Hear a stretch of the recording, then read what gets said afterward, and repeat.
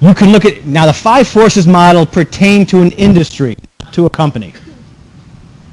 And you can look at any industry and determine how strong that industry's role is, or companies within that industry are, compared to the environment around them. So you look at supplier power. Supplier power. The companies that supply the raw materials, either materials or labor, that a company needs. If the power is high, your probability of creating an unusual profit is low. If the suppliers have power over you, you would struggle to make a profit. Same thing for the buyer power. The buyer power. If the buyers have strong power, you would have trouble making a profit. These other three are about competition. So you have inputs and outputs, and these other three are about competition within the industry. If there's a lot of very strong rivals, what's that going to do to your ability to charge a high price? It's going to suppress it. So you have, if rivalry is strong, you'll have a difficult time making a good profit. The threat of substitutes.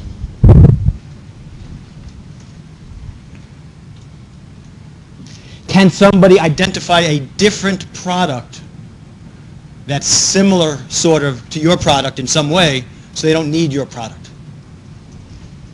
If they can do that easily, then your ability to make a profit is reduced. And finally, potential for new entrants. How easy is it? What are the barriers to entry? If there's a high potentiality for new entrants, your ability to make a profit is suppressed. Some industries are very strong and their players make good money, and some industries are weak. So here's what I'd like to do. All the A teams, think about the five forces as it relates to the cola industry. Cola. Coke, Pepsi. Just cola, not all beverages, just cola. That was the A teams. The B teams, think about the five forces as they relate to the airline industry. Okay? One of these is a good industry, the other one struggles. Take 5 to 10 minutes and work within your teams and think about whether, remember, if the force is high, that's bad for you, because the force is stronger than your ability to replace it. So take 5 to 10 minutes and think of the five forces for those two industries, and we'll come back together. Yep, you're going to do work?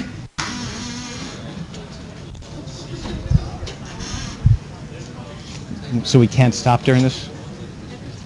Okay. Okay. But so when you stop it, it'll continue to pause it. Perfect.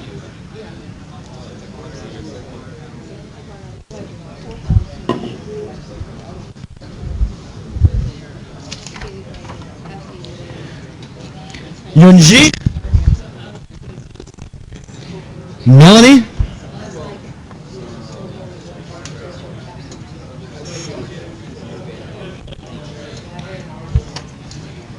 Where's Alia? Can Alia raise her hand?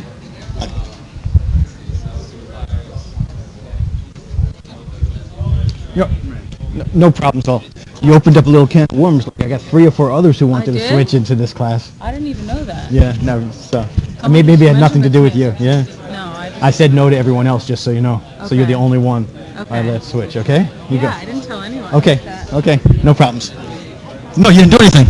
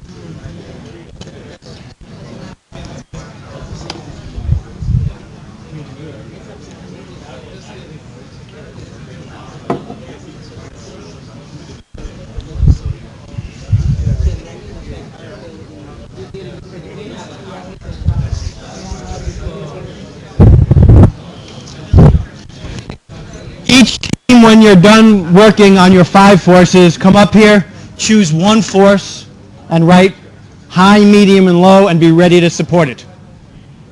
For just one of the 5 forces. I know there are going to be 2 forces, I'll carry them.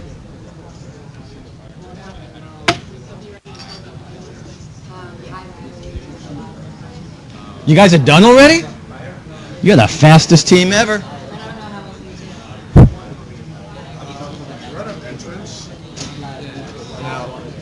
Because we have cola, the entrance It's not a different beverage. right. Yeah. It's low because it's such a Stream. What's that thing that we can make your own cola? That would be a new entrant.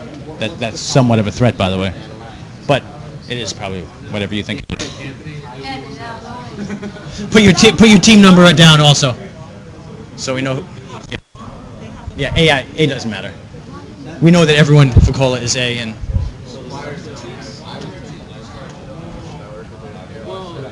good. She comes late, but she plays immediately.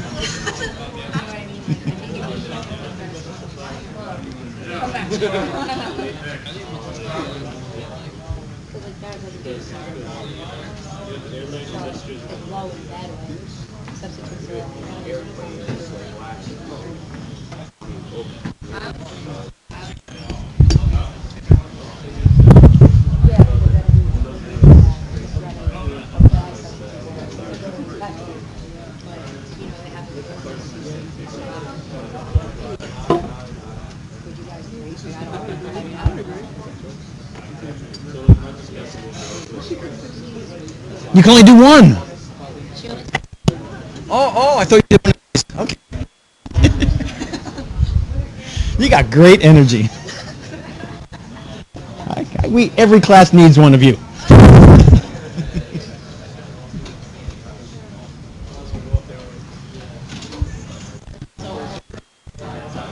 Come on, B team.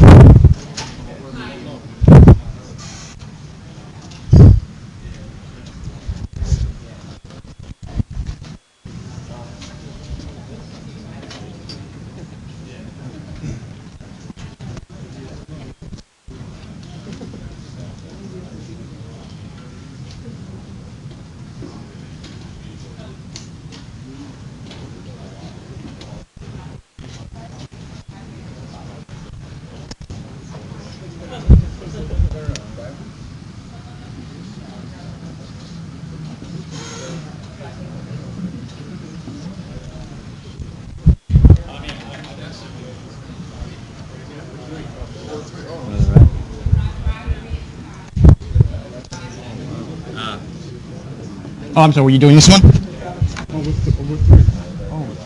You can do any one you want.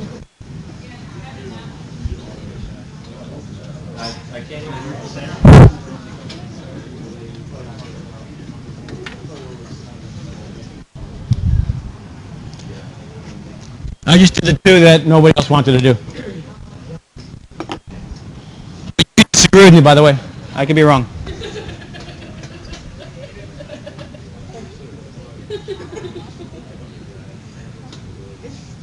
Yep. Yes. Yeah.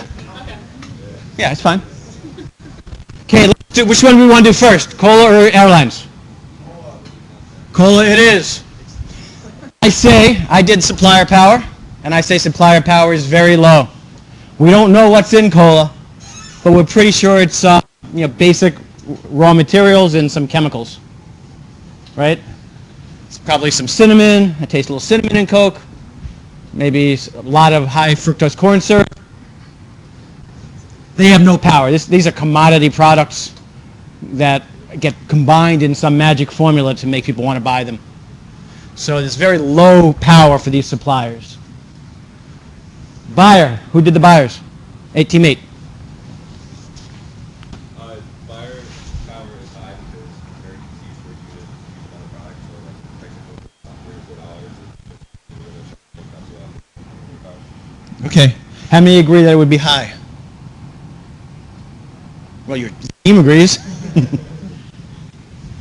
Any other thoughts on buyer power? I think it's low. Do we think it's low? Okay. Because Coke customers are very loyal. Pepsi customers are very loyal. So even if you increase the cost of Coke, people will unlikely switch to Pepsi because they're very loyal. How many of you drink Coke? How many of you drink Pepsi?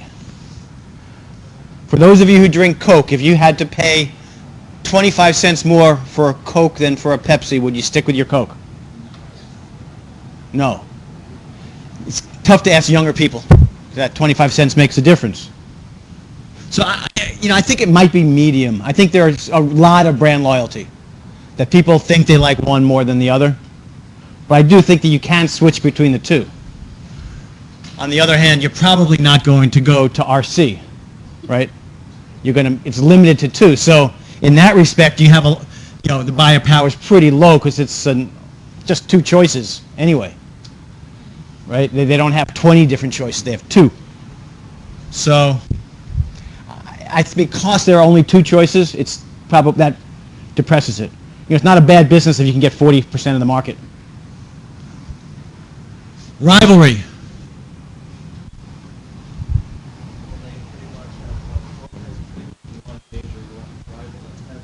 Right. Between those two, those are two major companies.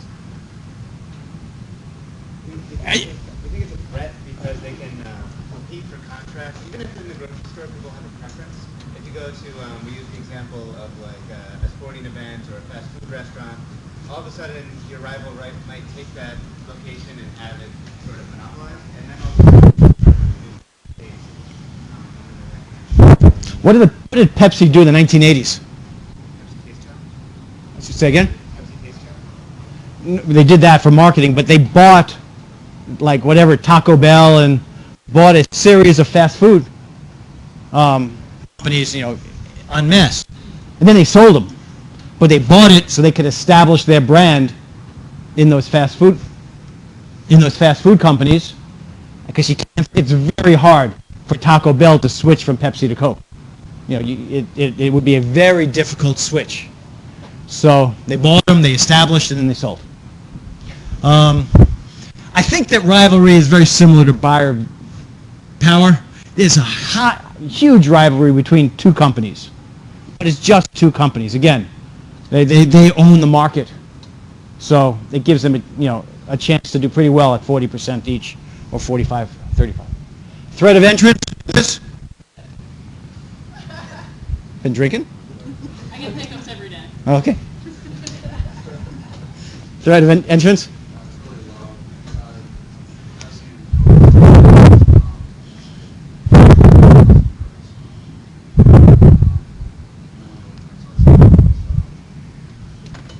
Right. I think the newest entrant, the one that's showing a little bit of a threat but not much, is that make your own cola thing. SodaStream. But still, it's 1%, 2%. But yeah, it seems very low. I would agree with that. And finally, threat of substitutes. That's pretty low for Coke because Coke owns a lot of its own substitutes out there. So if you looked outside the cola industry and said there are other beverages that Coke and Pepsi. Yeah, Yep. This is probably the biggest threat, I think, to them. Yeah, I checked it online. I think it's very high because the Pepsi, you increase the price at 50 cents for the Coca-Cola, and maybe the Coca-Cola will transfer to Pepsi immediately. So I think the Pepsi is a very big threat. Remember, substitutes are not Coke versus Pepsi. It's Coke or Pepsi versus bottled water versus orange soda versus iced tea. Okay, it's substitutes to Coke. And I think this is a growing problem for them as people become more health conscious, looking towards substitutes. I used to drink Coke. I don't drink any cola anymore. So it's a growing problem. But overall, this is a good industry to be in. I mean, we kind of changed this one maybe to medium and medium. Maybe this is medium here. But according to Michael Porter, who did the analysis on this, he called this a 5-star industry because back when he did it, everything played well for them. Opportunity to make a lot of profit. Now we have the airline industry. Supplier Power. This goes be because there are two different factors, like the gas, that would be really high. So you have gas. The raw materials that it takes to build the airplanes and that business isn't that gas. Yeah, but the airlines don't build it, right? You have Boeing and GE are your suppliers. Or Then it would be high. then it's high. They have a lot of, and the third one is your labor, which is unionized. Labor is also a supplier. So this is, I would think, would be high.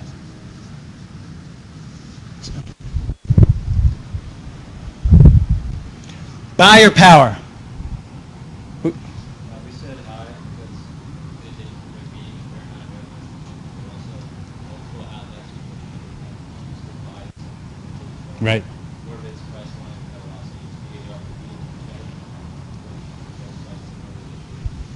ARPB. So it's high. First of all, it's high. It's a commodity product. You're buying a seat, and you're going to go to lowest. And because of the internet, it's easy to understand price and go for the lowest price. So what are airlines doing to try to combat this? Merging, and, trying to get rid of the competition on the routes that they are on, that they fly. Rivalry. I say it's high. They all know what each other are charging, and they essentially fix the price. If one raises the price, they sit there and hope that the others are going to do the same. If they don't, they have to bring the price right back down. Delta just changed their frequent flyer program. So instead of it being based upon miles, it's based upon the amount of money you spent. So they're trying to get business travelers more frequent flyer points than someone who's shopping price. And the other airlines are just waiting to see what that does. And if it works, they're all going to switch over. So the rivalry is very high because they're all competing for the same seat. Threat of entrance. Said it was low because of the requirements and cost of the industry. Try to a lot of contracts and probably regulation you have to deal with. Trying to compete. The last one I can really think of is like JetBlue. It's kind of like a smaller, got a Okay. It's kind of been the same for a long while. Same players. And due to the rivalry and how they operate on the lower margin, you see a lot of those airlines that are not actually losing money. Yes, they're It's going to give a feeling industry as well to have the entrance.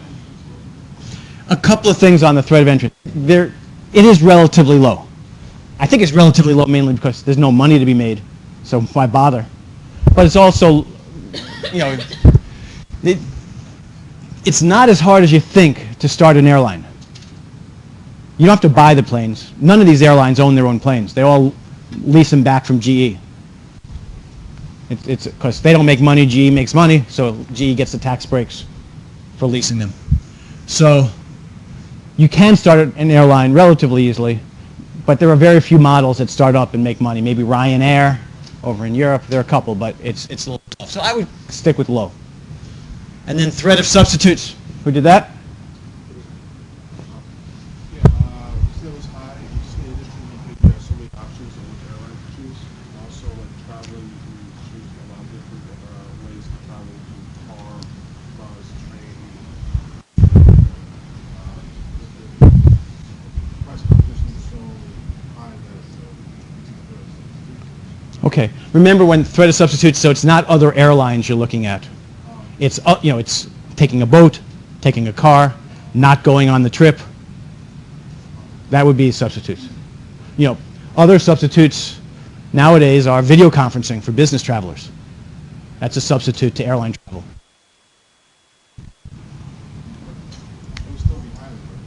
I think it's probably lower. I had maybe medium is what I would say. So generally speaking, Michael Porter said this is a 0-star industry. It was a different era, but it hasn't gotten any better. True commodity product. All you're doing is selling a seat on this tube that's hurtling through space.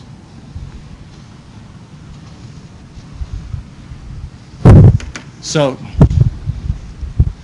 that's the 5 forces model. It helps you to define your industry, and you'll see where that takes us in a moment. Where's team 8? You guys have a new player? Join your team. And then at our first break, why don't you come and see me? Okay, go sit with your team, though. You can start it again.